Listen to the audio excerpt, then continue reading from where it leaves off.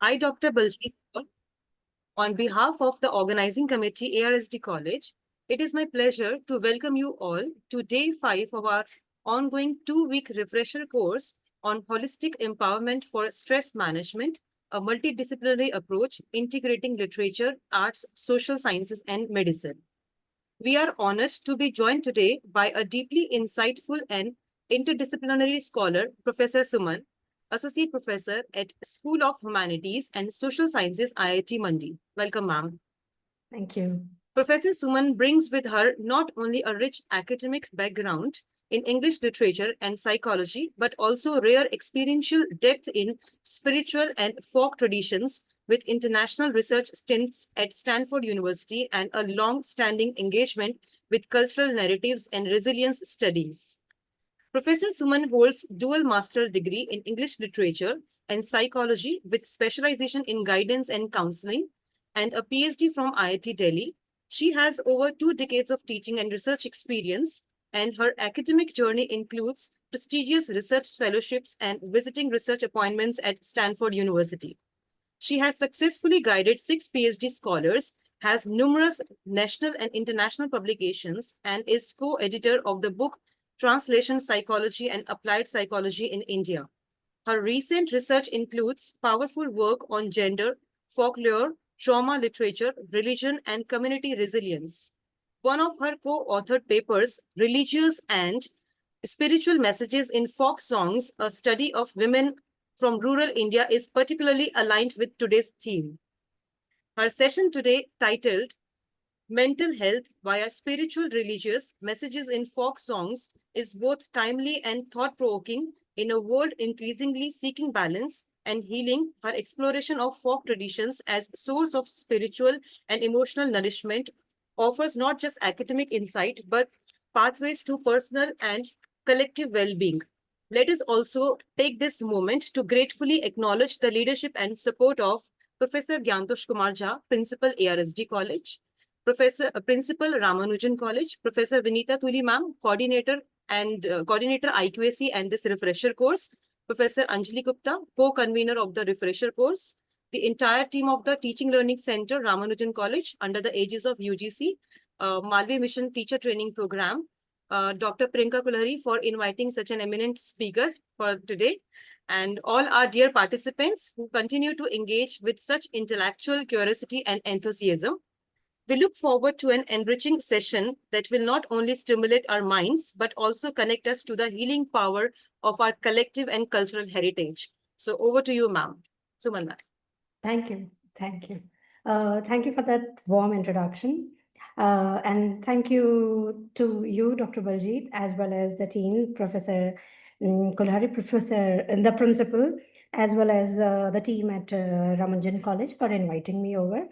It is a pleasure. The other day we spoke of films and literature, and I titled it very consciously as arts because I was going to speak on a little on music and more on folk songs also, and somewhat on rituals also. So I see this as an extension of that. Again, nothing is prescriptive, and a lot of the material is based on research. Although the references might not appear here, but if anybody needs the references, I have those as well. And as Professor Baljeet mentioned, this is based on that paper that she had mentioned, mental health via the spiritual religious messages. It is, one of the labor of love sort of a research that we keep doing. Going back to, this is an aspect of it was based in Haryana, and a little aspect is based in Himachal because I belong to Haryana. So, and I have lived there whole my life till I moved to Himachal. So, it's a mix of both. And it's a labor of love in a sense that ultimately everybody is asked this question, what do you do ultimately research for, or what is it? So we do it for the community, and going back to the community or trying to understand, as well as this refresher comes at a very opportune moment as well, in that sense because mental health issues are gaining more, are becoming problematic. And we see in our students, we see in our communities also, not just the younger one, but the older ones also. So a major part of it is based on the research that we did with the older women in Haryana, somewhat the middle population in Himachal Pradesh, and the rituals involved both the younger as well as the older populations. So I begin now. Oops. Yeah. It is often claimed that active participation in cultural activities may lead to a... Sorry, I cannot see the whole of my screen. Just a moment.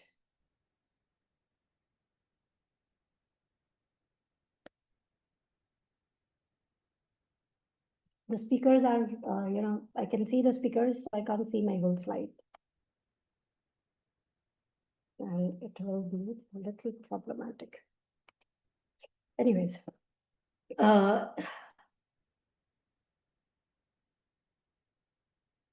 can this be removed, Dr. Baljeet? Yes, ma'am. Or, the panel of, the participants appears on the right-hand corner. So can this be, somehow removed from the screen, because I can't then see my own screen. Just a moment, ma'am. Or it can be minimized or something.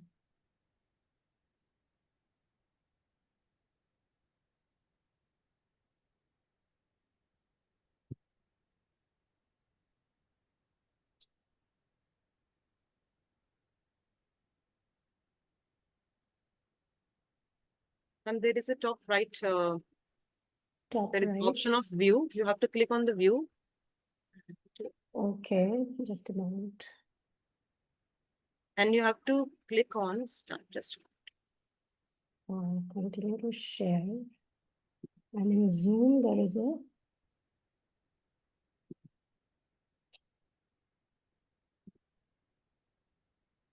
I can't. Let me try again. click, yeah, you have to click on the speaker view.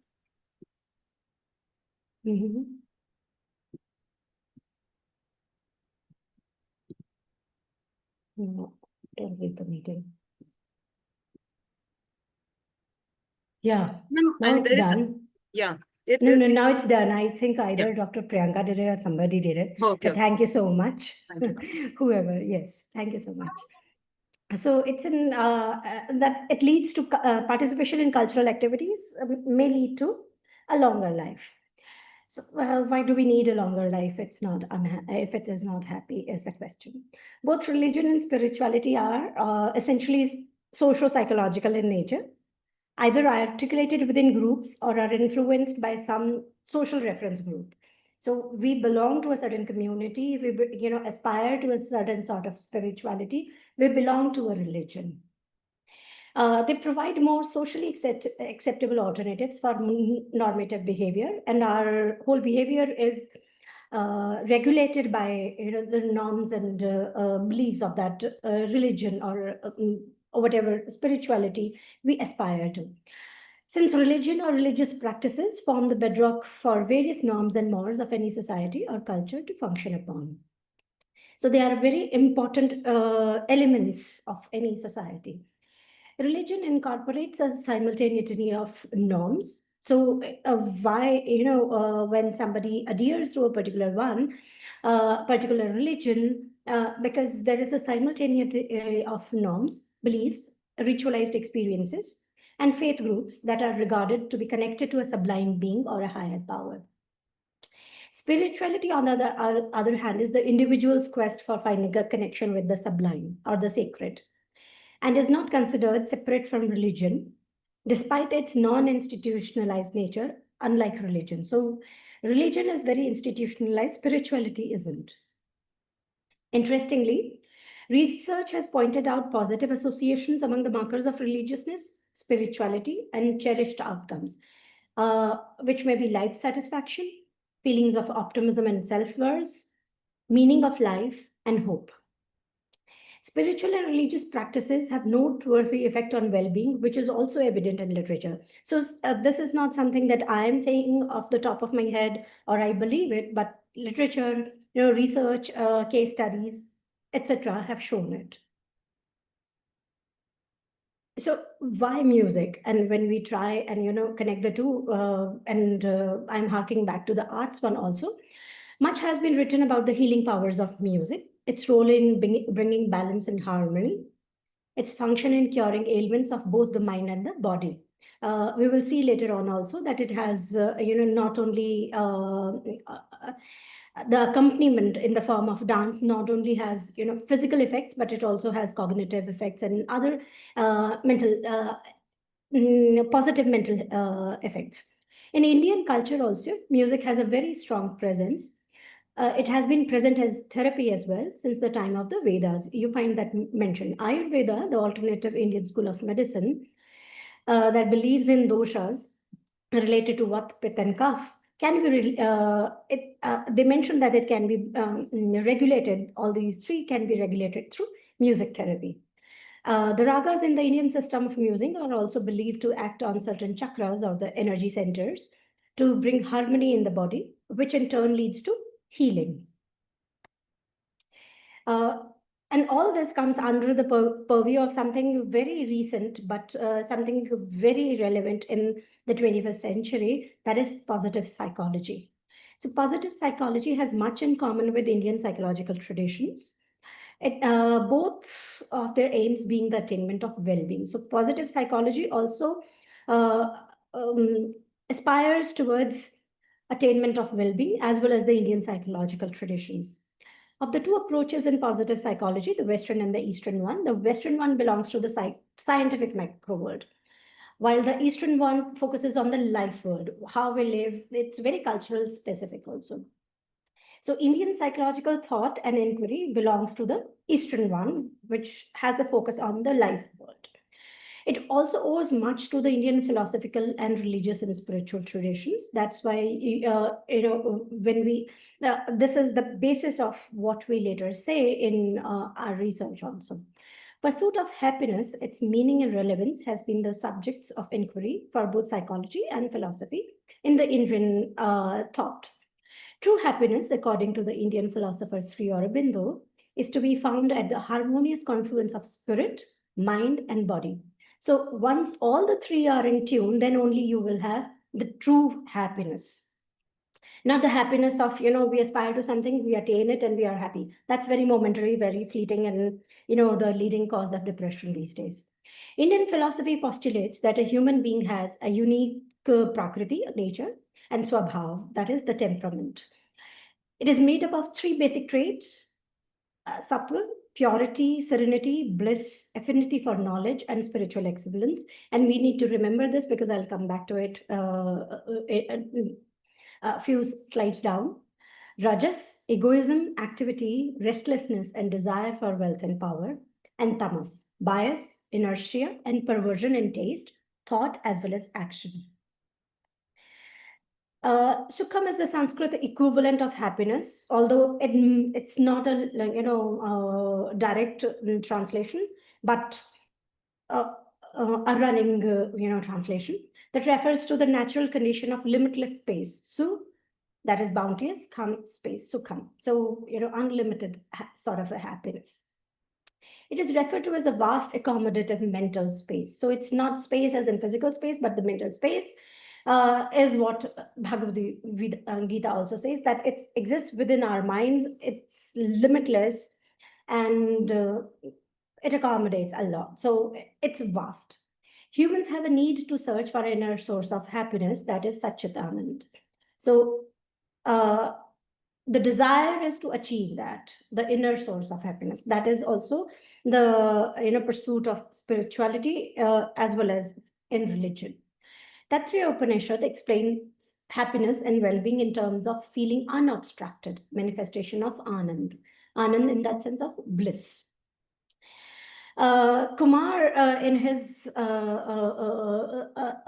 research, has redefined positive psychology as the study of sattva by making use of rajas. We did it in the past slide. and managing tamas, because sattva leads to happiness while tamas leads to depression. So it's the pursuit of sattva in that sense. Hence, greater is the sattva, greater is the anand. So, what sort of religious and spiritual practices are we looking for? And this is only the basic, that most of the religions also have. Include meditation, chanting of mantras, study of scriptures, yoga, observation of simple austerities like fasting. Islam has it, Christianity has it, other religions also has it. So most of the religions have, they may be terming it very differently. The periods might be different, but they are there.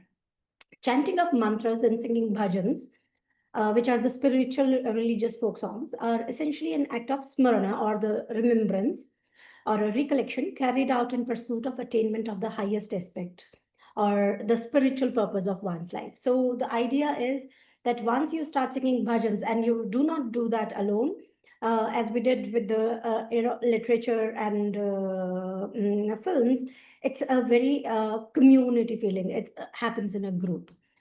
And what are these bhajans? Sung in, so why are they important also? They are sung in small or big groups. The shorter devotional songs that form an important part of devotional music in India. They are communal participatory activity, perceived to promote peace and harmony. That's what the studies say. They are dedicated to gods and goddesses, this ever increasing repertoire of songs, because people keep on adding to it. And this is the beautiful nature of the folk, or being a community practice, is that the newer songs, as well as the practices, get incorporated in it. Contain spiritual messages that are central to the Hindu way of life. I mentioned Hindu because we have studied the Hindu way of life here. It is said to bring joy and perception of divinity to the singers. Sometimes participants also say this, sometimes observers also say this. It creates a bond between them as a whole, the group and the God. Brings a sense of harmony of the self with the primordial world. So ultimately, it's the search for inner peace, the truth, happiness, and somewhere God. Since it is an emotionally charged activity, the essential repetition, that is the main component of this ritual, singing, reinforces both the spiritual nature of the activity, because it's, mantras are done over and over. It's almost like rote learning as well as practicing. So it reinforces the spiritual nature of the activity and the messages that these songs contain. This is how we teach to the younger kids also. There is this, I have a little child, and whenever he takes a bath, in school they do Gayatri Mantra, I do this other Mahamrityunjaya Mantra also. So he calls it, he doesn't know that it is Mahamrityunjaya Mantra, but I learned that, if you do it repeatedly, they learn it ultimately. So although he mispronounces half of it, but he knows that it's Mahamrityunjaya Mantra. So, and perhaps it may give him some sort of help later on, is the idea. So, you repeat that activity. We do it in our classrooms, we do it with our kids, we do it with the elderly also. We sometimes have to do it with ourselves as well to learn anything new. So music is considered to be an important aspect of people's life, not just the spiritual or religious ones, but music in general also helps with this, and we will see how. Perhaps as important as any other leisurely activity. We listen to the music half the time. The music might be in the background. It sort of gives us this mental, satisfaction, grounding when we are very agitated, listening to the ragas only in classical music, Western, Eastern, any. So it's as important an activity. Participating in music is an important cultural activity and has multidimensional impact on people. So what it does, it furthers emotional expression, can stimulate aesthetic enjoyment, we enjoy it as well, is used to regulate moods and emotions. So music can calm down, music can exacerbate also in sometimes if it's very fast and all. It facilitates in coping by helping people tune out. So we need to empty our minds also. That's also where, music helps us. It helps give an experience of pleasure or displeasure also. It helps reinforce conformity to social norms because, growing up, I saw myself doing that, and maybe, kids also. Nowadays I look around. We are on a residential campus, so how we make ourselves or make them follow, conform to the rules, regulations, can also be done through music or the content of the songs that are played. It acts to validate social institutions and religious rituals. Uh, I still remember this very recent conversation that I had with a friend, and she is a Brahmin. So she mentioned that, she grew up learning uh, the mantras, the stories. But till now, she's in her 40s now, and she says that till now, I did not understand the actual meaning of those rituals and all. So, rote learning might, or, the repetition might uh, get them into our minds, but that maturity comes in and we start realizing their importance slowly by and by. So they validate. And in a sense, then we find the validation once we start understanding their the purpose, social institutions and religious rituals. So the upshot of the whole conversation was that now I understand in my 40s why we are doing what we are doing, the practice, the rituals, the mantras, etc. It contributes to the maintenance of cultural continuity and stability, generation by generation, and thus contributes to the integration of the society. So it's very important. Purpose is this integration of the society, the cultural importance. Music also contributes in the exploration and expression of identity, who we are, what we are, while helping communicate personal values to others. So we form our music helps us, we will see later on. It helps us form our identity as well as express our identity and communicate our values.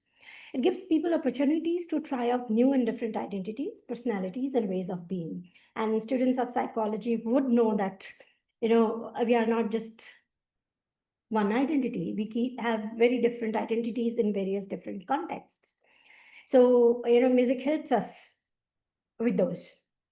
It plays an important role in bringing people together, and the shared musical experience gives rise to a feeling of being part of something extraordinary. So, if we sit in a group, sing, maybe make something, maybe watch something, so that feeling in itself is like a wow moment, that we are, part of this uh, out of the ordinary experience, when you start understanding and when you start actually communicating with your group members, and leads to emotional, social, and cognitive benefits.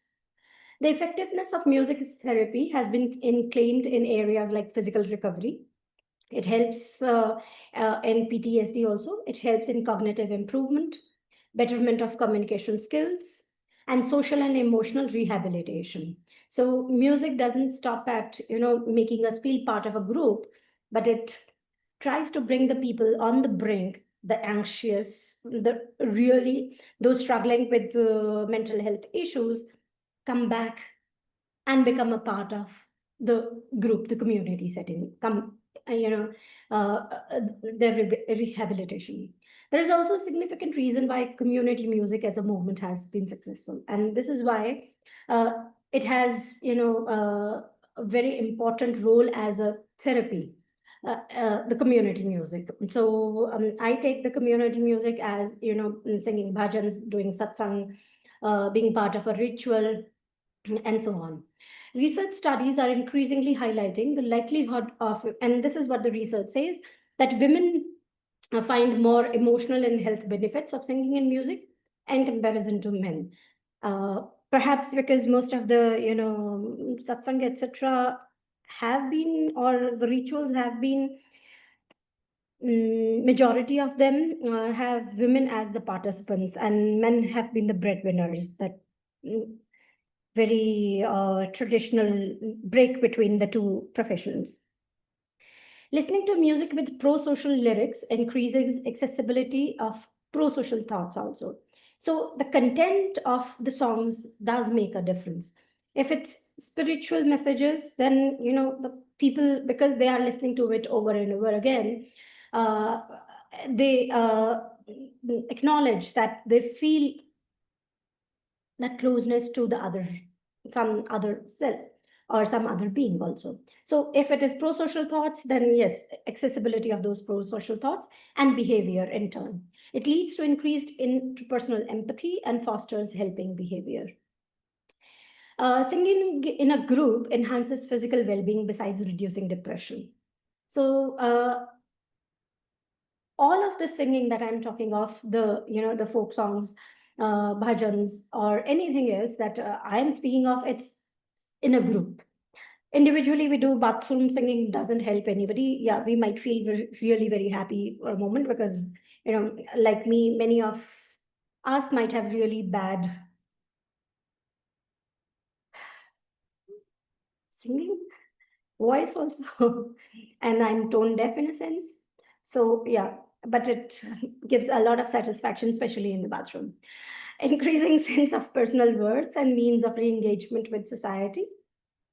So we re-engage with the society because when a person is down and out, maybe suffering from anxiety, depression, sort of a trauma, or any of the mental illnesses, music, in a sense, helps them calm down, achieve a normal, and re-engage with the others.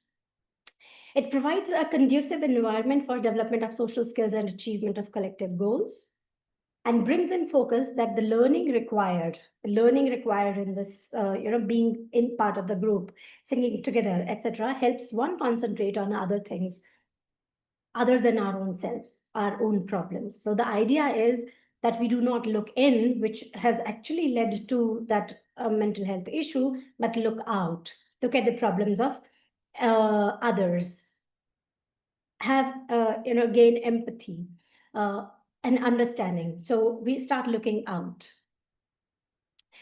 Spiritual and religious messages and singing. So I'm trying to connect the two now. It is reported that singing songs embedded with spiritual and religious messages, as in satsang or singing where we sing bhajans, etc., in a group, it helps attain peace of mind. This was a study conducted in a village in Haryana, as well as a town in Haryana. The focus was on the elderly women who, the children had grown up, were involved with their own work. These women would come out and sit in the parks in the evenings to spend time, etc. So this is what they respond to, and I'm sure this happens with the younger one also, as we found out through the ritual practices as well. It helps attain peace of mind.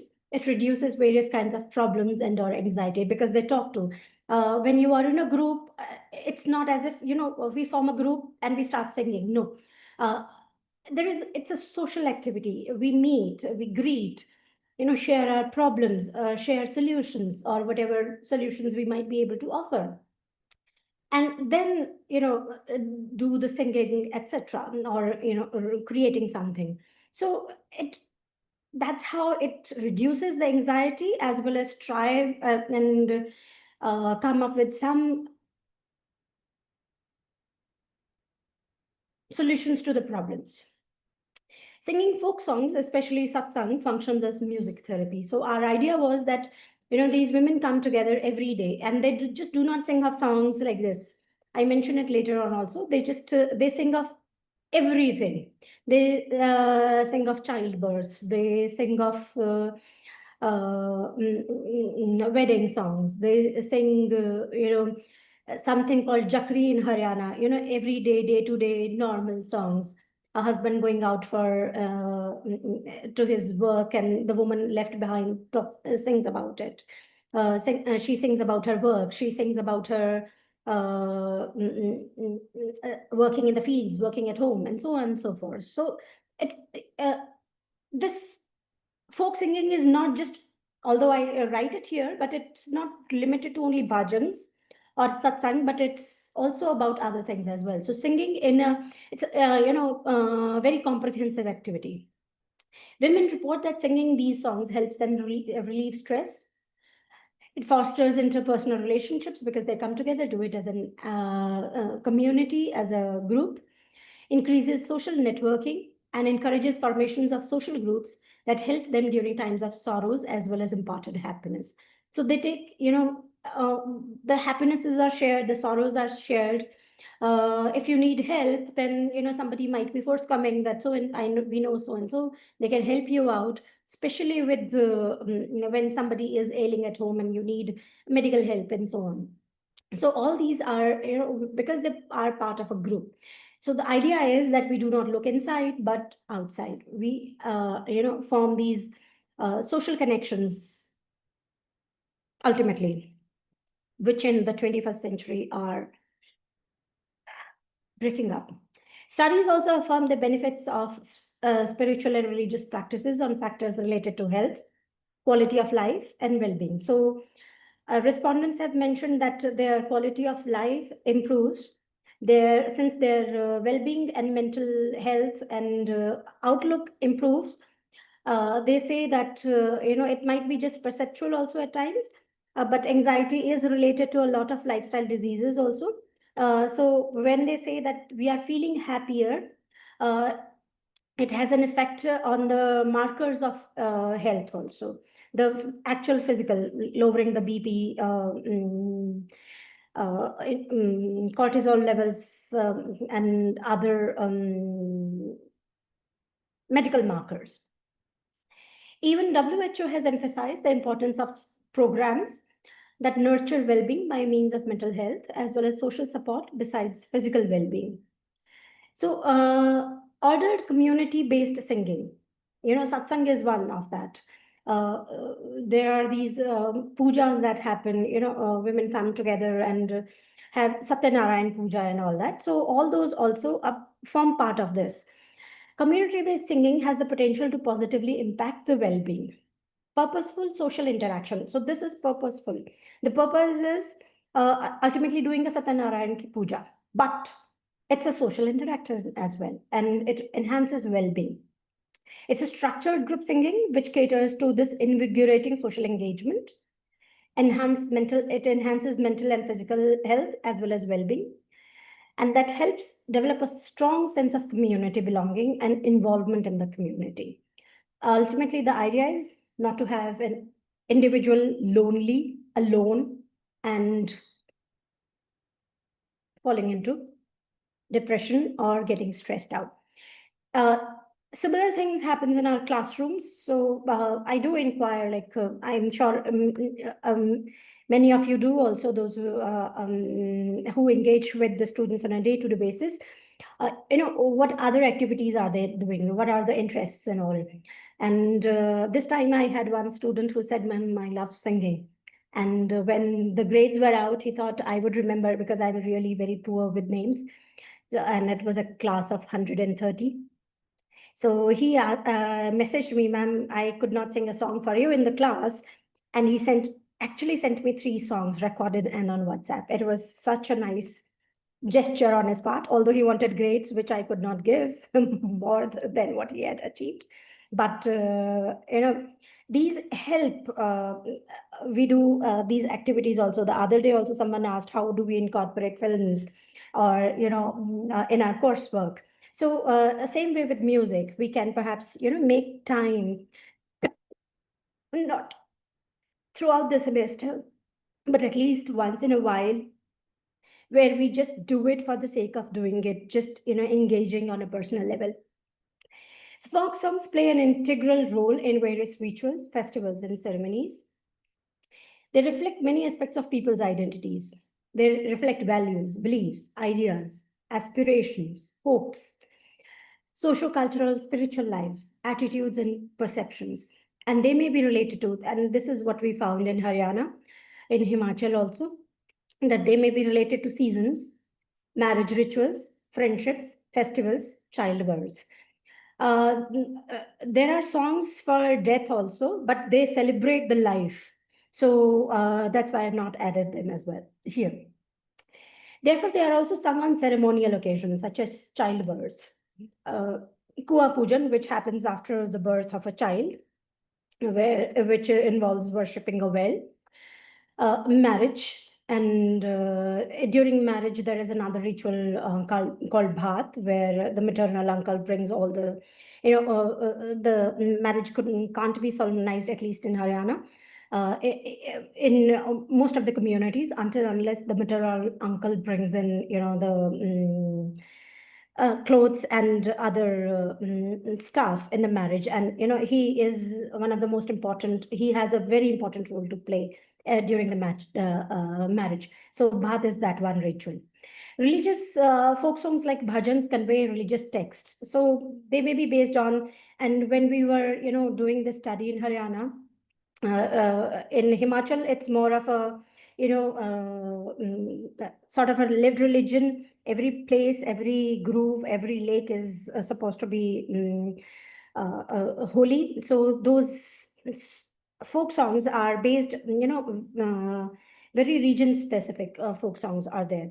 There in Haryana, we found the content of the folk songs, bhajans, related to episodes from Mahabharata, Ramayana, lives of Krishna, and so on.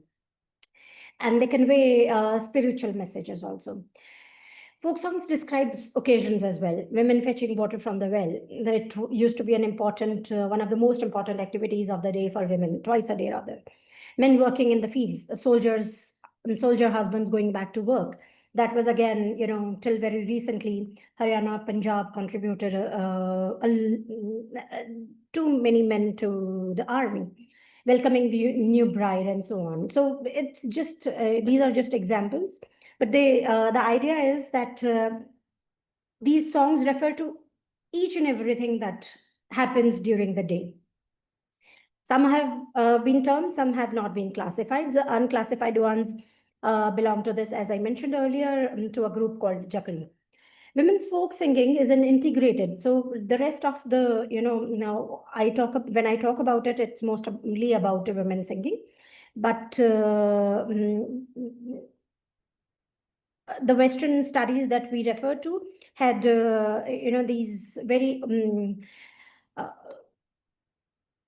gender equivalent groups as the ones singing. So men were also contributed as much as did the women.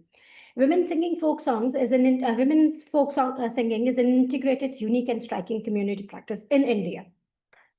Since these songs are community specific, they are not personalized or sung individually. They talk of these are, they rise above the castes. They rise above. You do understand the caste or the economic position through the content of the song, but still. Most of them are, either middle class, lower middle class, or even lower classes, but they try and rise above that. They do not speak of in those. It's the condition of the women that becomes important, or the content of the song that becomes important, or content of the bhajan that becomes important. They are sung collectively by women from all castes, social strata, and linguistic backgrounds. And this is where, that's why folk, as such, the genre survives, because it has an infusion of fresh blood every time maybe a woman moves or a family moves. And specifically in Indian context, a woman moves from, in the patriarchal societies, from her own village to the husband's one. So, linguistically also, there's there's an admixture. Culturally also, there is an admixture. So everybody brings in their own and then creates something new. Interestingly, during any ritual or festival that involves a gathering of people, some women start singing, and this is what we saw, the spontaneity of it. They would start singing, they would just sit together, and then, somebody would say, let's sing. And one of them would start singing. It could be a younger one, but mostly elderly ones. Some women start singing and others join them instantly. Sometimes we also saw that there was an spontaneous dancing also happening. Consequently, there exist great variations in style, dialect, tone, and to a lesser extent, textual content in these songs. Once they starts, whoever begins it, they try and keep to that, to those sort of songs. However, they do, sing of others also. And what we saw during, especially Corona, they started singing, and the farmers' agitation, they started, they made songs about COVID-19, as well as about the protests happening on the borders of Delhi. They're generally sung without instrumental accompaniment, so they just sing, may sound somewhat unrefined, straightforward, sometimes appear naive also, although not, and feature banter, sarcasm, wit, and humor. There's a lot of sarcasm, there's a lot of wit involved in most of these folk songs. And bhajans also, but bhajans are more like, especially to do with Arya Samaj and the episodes from the Mahabharatas and other scriptures. What we saw was that, as the younger population, the younger women are coming in, they try and change. We saw that with the songs also, related to the rituals also, like rituals like Ahoy Ashtami, which in Haryana is, for the birth of a child. In Uttar Pradesh, it is for the birth of a son. So, and we did this study in Canada also. So there they were very anxious about having the practice for the birth of a son. Why gender specificity? So they wanted to change the katha associated with it, which was very interesting. And the pujari who officiated at the that particular meet, he was aghast at it all, that how can you change? But this is the beauty of a folk song. It changes. Community singing and well-being, and incorporate something new. Singing folk songs in a group provide women an unrestricted and joyous platform, which in turn promotes their well-being.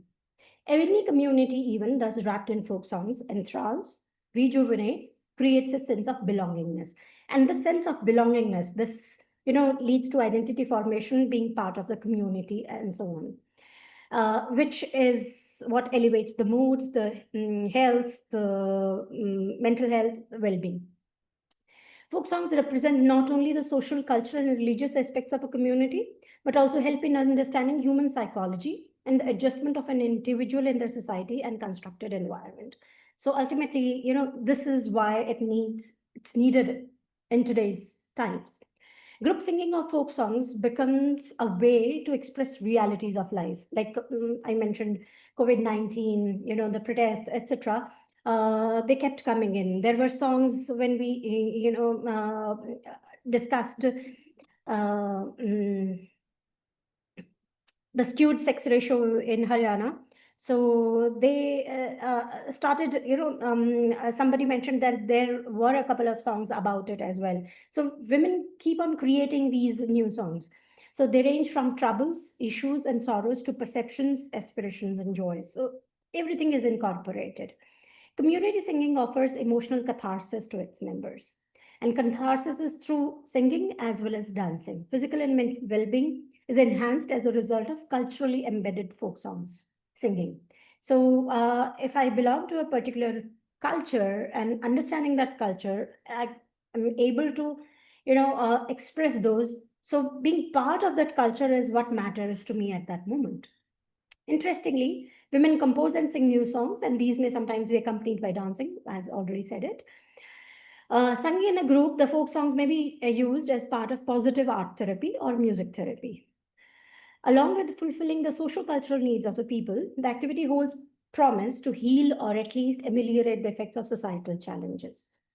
Many of the elderly women and some of the, when we interviewed these women who were practicing rituals which are otherwise dying out, they said, this provides us with a sense of belongingness and sort of identity, and we feel happy doing it, and we forget what we did the whole day, any problems at work, any problems in the home. We forget everything when we are doing this.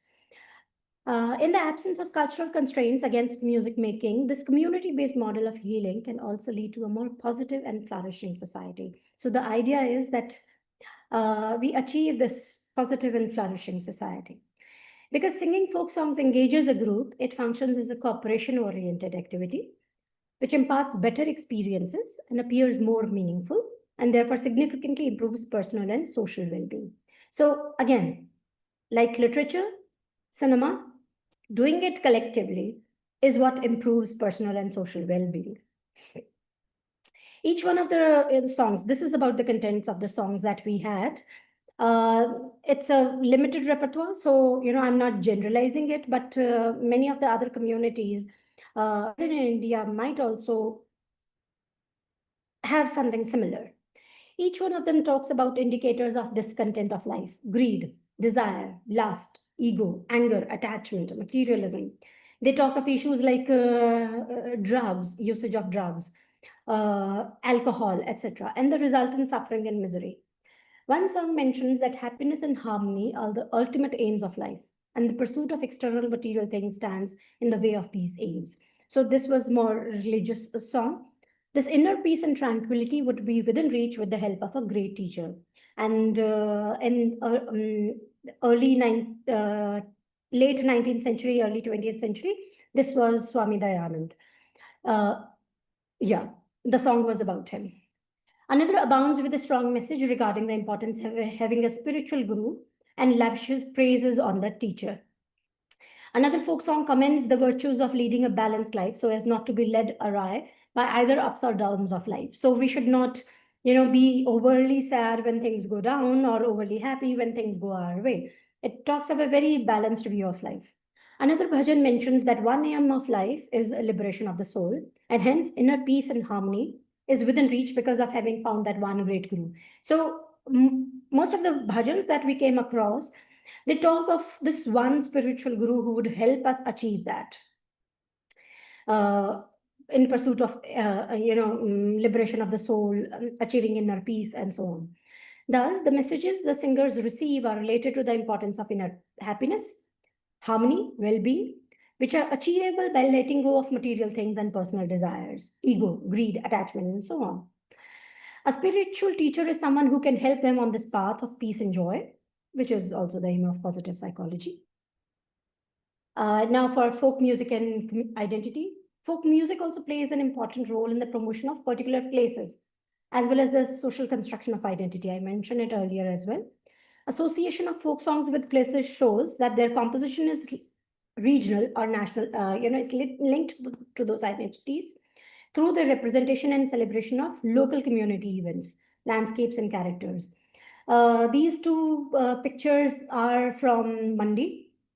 So the one above is ritual. It's Kahika fair that happens, and here a guru, who talks to the gods.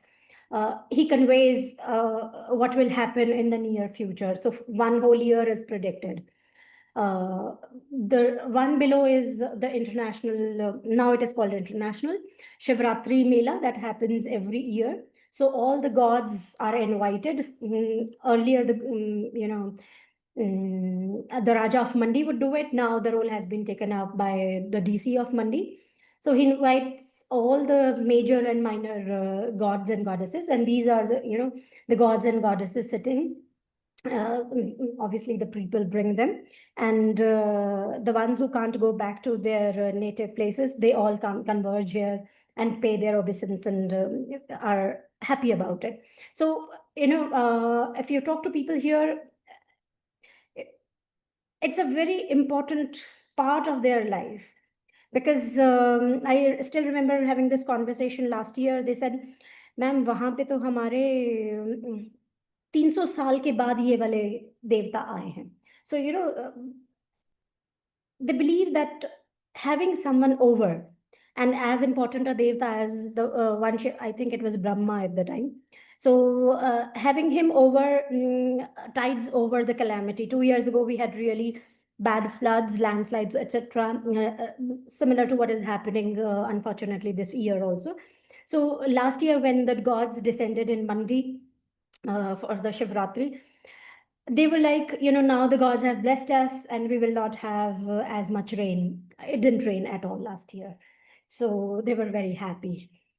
Again, this year, again, prediction is quite high, and this worshipping and everything has already begun because people have already started losing their lives.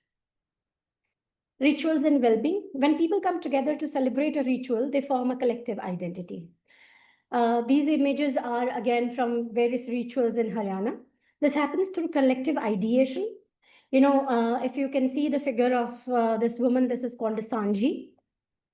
It's a 9 days sort of a ritual festival that happens during Navratras. So women of the house, the younger as well as the older, start collecting the sources, which material which is available locally.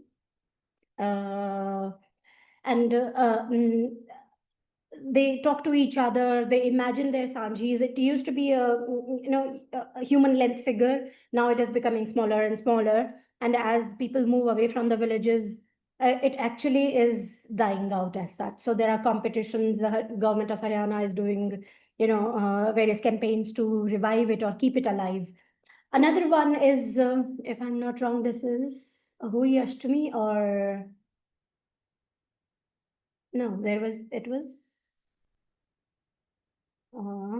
another one, Devuttana Kadashi. So the one below where this woman is dancing, this is Kuma Pujan. So they are all going together. The one with the malas, if you can see on the right corner, she's wearing all the, money wala mala, the neck piece. So she is the new mother. This is 21st day or the 41st day. She comes out of confinement this day. And the women as such go out in a procession and to the source of water. These days, the source of water is the tap in a local temple. Otherwise, in villages, it used to be the well. And in between, if you can see this, figure made on a chart paper, it's a sun, there's a, koshtak, trees, etc. This is for Ahui Ashtami, for the well-being of children. So, women come together to ideate collectively, to visualize what their Sanji will be like, or what their Devta will be like in Devuttana Kadashi, or their, Hoi will be like, and performance of the ritual. So they all come together at this time. If they are living, nearer to each other, as in some women that we interviewed in Gurgaon, some women that we interviewed in Delhi, and obviously the villages. Performance of region and culture-specific rituals encourages a sense of togetherness and belonging. So here the women, they participate every year. They say that we do not have time, but still we make time for it. And some of their husbands also help them. They call them, that the husbands take over during this time because we are either fasting or involved with this. And it's a very nice reversal of roles, that they do the housework and we do this out of pleasure. It mobilizes indigenous communities through their cultural and social knowledge systems, that is the folklore, where women especially feel heard, voiced, and occupy a non-judgmental space that is allocated to them. So they make use of this space that has been provided to them within the patriarchal system, to them alone for their expression. So they are not saying that we are overtly, we challenge the patriarchy, but within this, they try and empower themselves and each other and challenge in their own ways. Through music, people perform their identities. So this is the concluding one. Through music, people perform their identities as communities. Collective singing serves to signify group identity. It has the capacity to bring people together. Spontaneity is a defining character of these ad hoc groups, especially where folk singing and rituals are involved. With no formal musical direction, largely comprising singers who have had not any formal training, but have learned by tradition, learned by listening to others. Reinforce interpersonal bonds, thereby transcending divergent experiences, socioeconomic statuses, is the sheer joy of social learning, inclusion, and reduction in social segregation. Community singing can reinforce the desire to be the best selves as individuals and in relationships with others. This cultural work is crucial as societies strive to combat divisiveness and individuality. So the question, and this is from another of studies that our study featured with, was what brings you joy? And the reply was being in a community with others and singing. Thank you. Oops, yeah. I hope I made some sense. Yeah, ma'am. Thank you so much for such a wonderful and thought-provoking lecture today, ma'am. Thanks for your time. Yeah, it became a lecture. Experience, I'm ma'am. sorry. Thank you so much, ma'am. Yeah. And particularly your example of the little boy that reciting Maha Mrityunjay Mantra, even without knowing the meaning, Yeah. beautifully showed how repetition alone can have a deep impact, positive impact on our mind and well-being, ma'am. It Yeah. was such a nice example, ma'am.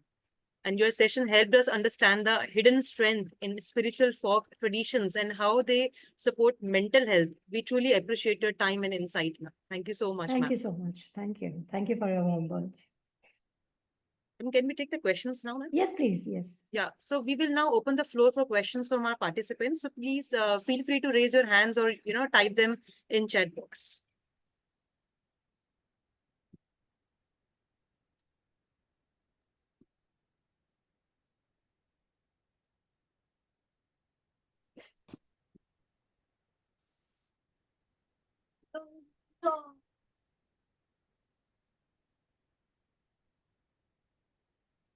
Ma'am, we have question from Dr. Lata Yes, Sati. please. Question is how to overcome stress imposed by family regarding some certain issues like biological clocks for job, marriage, family planning, etc. Well, I think all women go through it. The idea is to, tune it out. You can't help it. So you have to tune it out no matter what. So engage in activities. That's why I tried connecting it with the other arts also from last session that I did. And have an other group also. Ultimately, family is, I have come to realize, and this is there in literature also, that, everybody is very selfish. So parents are urging us to get married or have kids, or, in-laws are doing that, or husbands are doing that, or children are doing that because they want their needs to be fulfilled. So we have to find our own personal spaces. So you can be a part of a reading group, you can be part of a singing group, art, whatever you love to do, just be involved with that. Give time to yourself. I'm also learning it the hard way. Thank you, ma'am. Mr. S.L. Wetso is saying the connection between stress management and emotional intelligence is beautifully discussed. Thank you, ma'am. Thank you. One question from Mr. Kishore Hirakant. Social conflicts creating stress, one can't control it. So how can we avoid or control at individual level? Social conflicts. Yes. We have to be measured in our response. These are personal views only. I think we can take a step back and think about it, because ultimately that's how conflict is also resolved. Express what you have to express, but then ultimately take a step back. And if you need to regain your mental equilibrium, again, engage with the activities that you enjoy most. So there is no other way. You do have to take a step back, try understand the other opinion, have empathy and sympathy. Sometimes from personal experience, I say something or the other, and then I feel like, why is the other person responding in certain manner? So I myself have to do that. So I think we need to think and take a moment before we respond in any way. Thank you, ma'am. And one question from Charu Ved. Is congregational ritual, singing, a better stress buster than solitary activities, and why? Yes, they are. And that's what I have been emphasizing all along. Because you as an individual, you can do it find happiness in doing it also. But ultimately, you need to feel part of a community. Man is a social being. So, that congregational or that community feeling or that communal feeling is what we all aspire to. So it's very important. You can have the me time, the individual time, but do have that other time as well. It can be a walk, it can be a physical activity, it can be singing, it can be arts, it can be reading groups, it can be anything, but have that group activity also. So it's very important to have it. So it always wins over the solitary individual activities. Thank you, ma'am, for sharing your knowledge. Dr. Seema Sharma is saying, madam क्या आप मानती हैं कि हमारी संस्कृति धर्म में लोकगीतों का बहुत महत्वपूर्ण स्थान है, यहाँ तक कि रिश्ते में प्रेम व्यक्त करने का, जैसे बहन भाई का रिश्ते में तीखापन दिखाने का, जैसे सास बहू नंद से जुड़े लोकगीत? Yes, we had those actually, where the woman, she is married off, and she talks of about her brother. She talks of bhabhi, ma, and various other relations. So they are, yes, very important. बहुत ही महत्वपूर्ण स्थान है माना उसका. Yes. Thank you, ma'am. One question from Mr. Kishore Harikan. In Maharashtra, Varkari tradition, yatra to holy place Padharpur or Rath Yatra in Orissa contributed in religious context. How you look to these traditions in well-being or managing individual stress? I think it plays the same role as because it's a community feeling, which is important, and being part of that particular ritual. So, if you are a part of the Rath Yatra, or if you are part of this Varkari Yatra, uh, you are, you have that sense of belonging to that community which follows it. So, and a person gains a lot of positivity out of it. Not only forming social networking, etc., but just inner peace in a sense. So it is, and that's why religious tourism in India is thriving. Thank you, ma'am. Dr. Priyanka Kulhari, she's saying, thank you, Dr. Suman. When women gather for these celebrations, they not only sing and dance, but they get their space away from the patriarchy hovering over them every time, where they vent out their frustration and thus feel light and better. Yes, it's very, very true. And we saw that in one ritual particular. It's again a dying ritual when the marriages are solemnized. So women of the house, so when the son is getting married, they stay back and they perform choria, which is full of sexual innuendos. Nobody listens in, only the women, very young ones, very old ones. So they, enact the whole process. So yes, they get this space away from the male gaze, away from the patriarchy and all. So yes, it is a very important space for them, for all the women. Yep, agree. Thank you so much, ma'am. I can't see any other question in the chat box now. Dr. Vikas Sharma. Manisha, can you please unmute Mr. Vikas Sharma?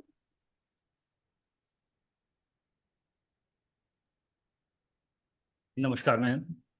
नमस्कार। मैं बस एक incident में share करना चाह रहा था और कुछ नहीं था। जी। एक संगीत की शक्ति के बारे में जैसे आप बता रहे हैं, तो ये किस्सा ज़्यादातर लोगों को पता भी होगा, कुछ को नहीं भी पता होगा कि पंडित ओमकार नाथ ठाकुर एक बहुत बड़े सिंगर हुए हैं हमारे यहाँ शास्त्रीय संगीत के।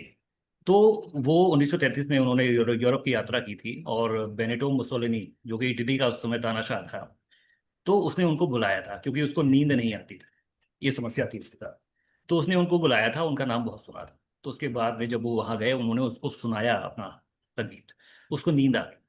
वो इतना प्रभावित हुआ कि उसने कहा कि आखिर ये शक्ति आपके उसमें आती कहाँ से। तो उन्होंने कहा कि ये शक्ति जो है वो हमारी संस्कृति से आती है, ये हमारे आत्मा के स्पंदन की आवाज़, मतलब जो आत्मा से निकला वही संगीत है। जैसे जो एक बहुत बड़े सिंगर ने कहा था कि जो जो नगवान जो आत्मा से रूह से निकले रूह तक जाए, वही नगमा है। वही ये नगमा। उस्ताद एक बड़े उस्ताद हमारे हुए हैं, आमिर खान साहब, उन्होंने कहा।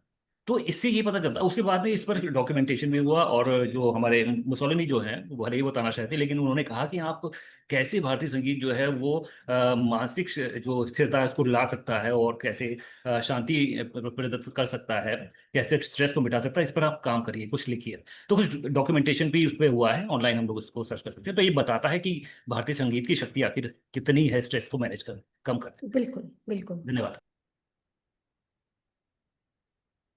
Thank Thank you, you for Dr. sharing it.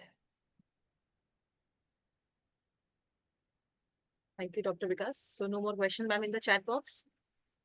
Yep. I think everybody knows it, so I was just repeating it. Thank you so Yeah. much, ma'am. So we are moving towards the official vote of thanks. Thank you. Yeah. So thank you all the participants for your engaging questions. We truly appreciate your thoughtful engagement. With this, we move towards the conclusion of today's session.